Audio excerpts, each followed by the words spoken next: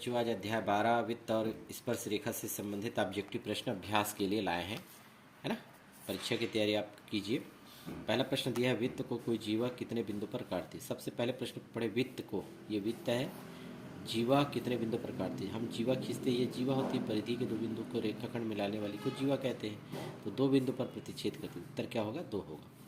इसी प्रकार वित्त का अंश माप कितना होता है, ये सर्कल है, सर्कल पर कितने कोण बनता है, 360 है, तो उत्तर लगा दीजिए।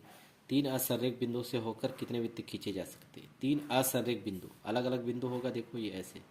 अब इसको हम मिला देते हैं तो हमारे पास क्या बनेगा, त्रिभुज। और इन तीनों बिंदु से होकर जाएगी तो कितने वृत्त तक खींचे जा सकते हैं, देखिएगा एक ही वृत्त खींचे जा सकते हैं, केवल एक, यानी एक।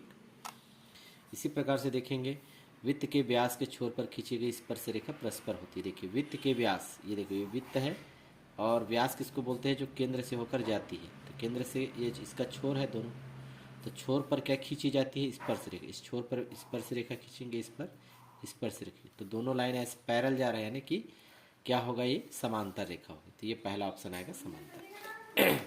चक्रीय चतुर्भुज के सम्मुख कोणों का योग कितना होता है, आप पढ़ चुके हैं। कोई भी चतुर्भुज है, चक्रीय चतुर्भुज यानी एक वृत्त में चतुर्भुज है, तो आमने सामने के जो कोण होते हैं 180 अंश होते हैं, ये पढ़े होंगे 180 अंश।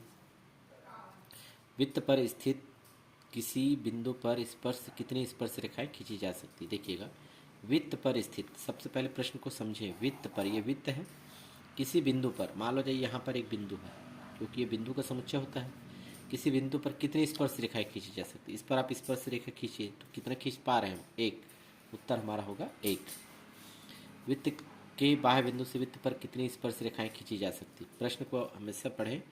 वृत्त के बाहर से, यानी कि बाहर पर कोई बिंदु है, वृत्त के बाहर, ये वृत्त है, ये बाहर कोई बिंदु है, इससे वृत्त पर कितनी स्पर्श रेखाएं खींची जा सकती है। देखिएगा एक टच होगा इधर, एक स्पर्श होगा, तो कितनी रेखा खींच पाए हम, 2।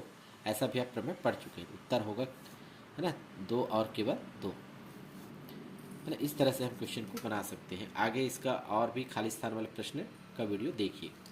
धन्यवाद।